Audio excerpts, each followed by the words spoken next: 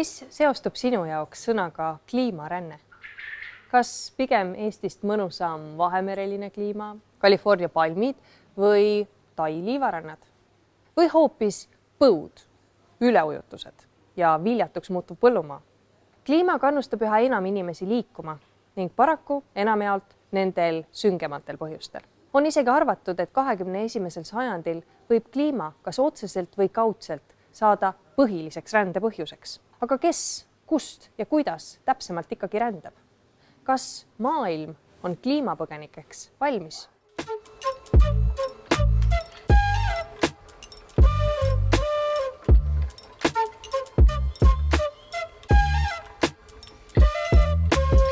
Ennustused, mis puudutavad kliimamuutuse mõju rändele, head ei tõota. Oxfordi ülikooli professor Norman Myers on välja arvutanud, et tõenäoliselt on aastaks 2050 maailmas 200 miljonit kliimapõgenikku. Seda on ligi pool terve Euroopa Liidu elanikkonnast. 200 miljonit inimest, kes on sunnitud oma kodudest lahkuma põua, üleujutuste, mullaviljakuse vähenemise, reostuste või muude looduskatastroofide tõttu. Juba praegu arvatakse maailmas olevat oma 20 miljonit kliimapõgenikku. Aga arvutused arvutusteks. Vaatame, mida see kliimaränne endast üldse kujutab.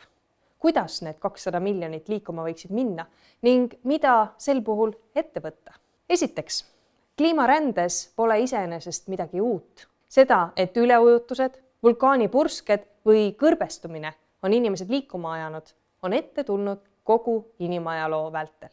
Viimase 7000 aasta sees, mil inimesed on hakanud rajama suuremaid linnu, on tulnud ette sedagi, et tiheda asustusega paikades võib otsa saada puhas vesi või maa muutub vähem viljakandvaks.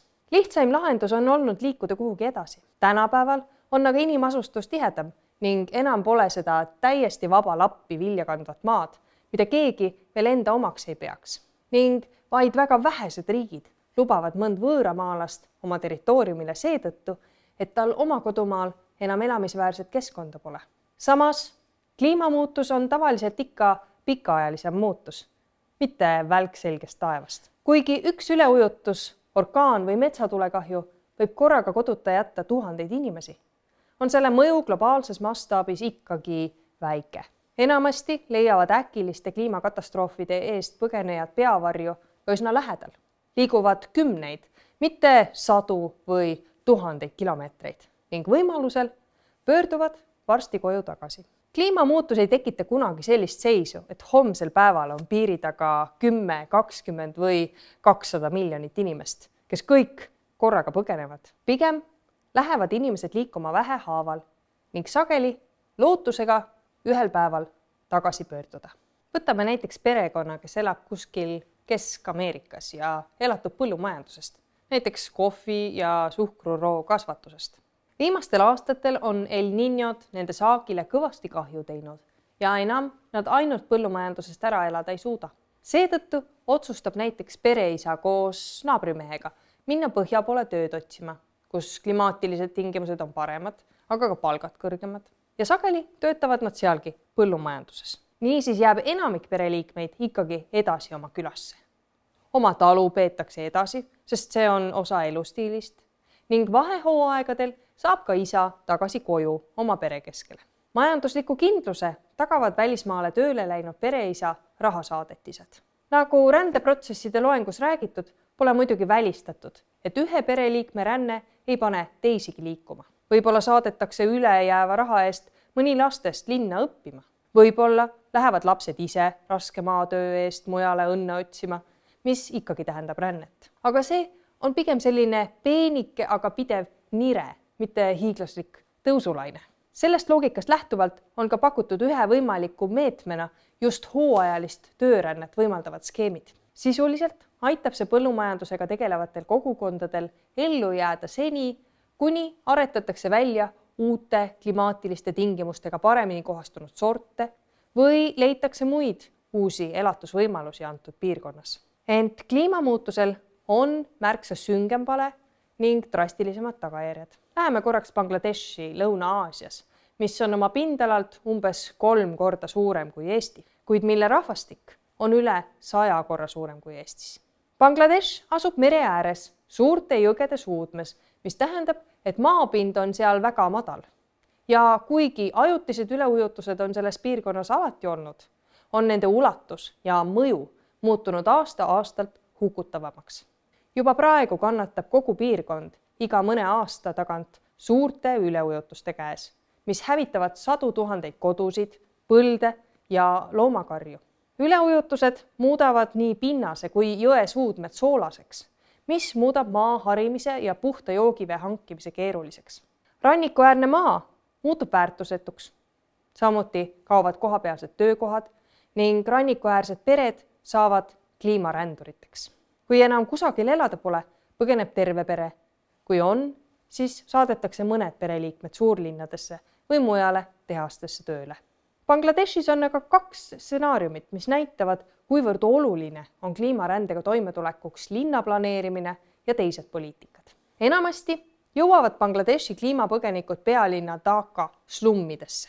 Igal aastal ligi 800 000 inimest. Need on isetekkelised hiigelkülad, kus puudub nii korralik elektrisüsteem kui veevärk ja kanalisatsioon, kus paljud jäävad saastunud veest haigeks ning suremus on kordades kõrgem kui maapiirkondades. Slummidesse kolitakse, et minna tööle linnas asuvatesse tehastesse või teha majapidamistöid kohaliku keskklassi kodudes.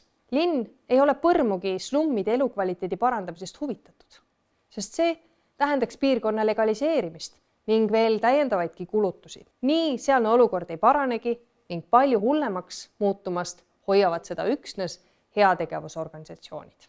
Aga on ka teine, kontrollitum viis kliimarändega toimetulekuks. Bangladeshis on sadamalinn Mongla, mida planeeritakse juba täna teadlikult võimalikuks kliimarände sihtkohaks. Ja mida sinna siis ehitatakse? Loomulikult kaldakindlustusi, et end üleujutuste eest kaitsta. Aga ka infrastruktuuri ja elumaju, tehaseid, et töökohti jaguks. Arendatakse ka turismitööstust ja sadamaala.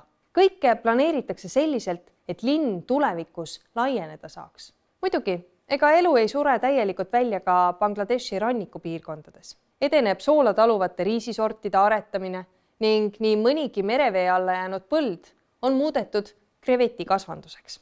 Niisiis, arvestatav osa kliimarändest on võimalik hoolikal planeerimisel lahendada kas lähipiirkondades või elu kohapeal ümber korraldades.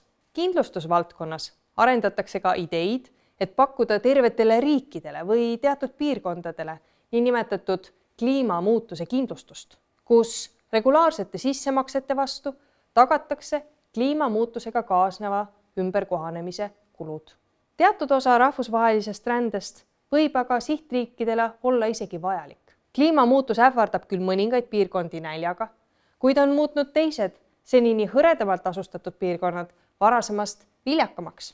Nii näiteks kutsutakse ÜRO rändepaktis riike üles looma seadusliku rändekanaleid selleks, et ennetada ebaregulaarset ja kontrollimatut rännet ning tagada inimestele kindlus, et tal on võimalik liikuda oma töökoha ja perevahet ning vältida veelgi suuremahulisemat rahvusvahelist rännet.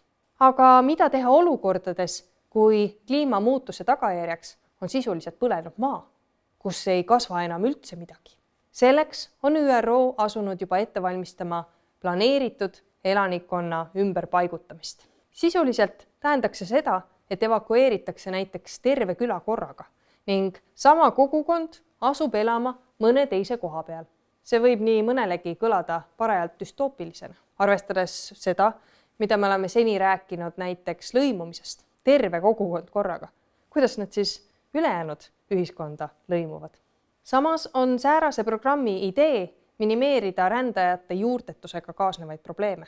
Kaugeltki kõigil ei ole häid eeldusi muutustega ümber kohaneda ning sunnitud lahkumine võib viia käegalöömise meeleoludeni.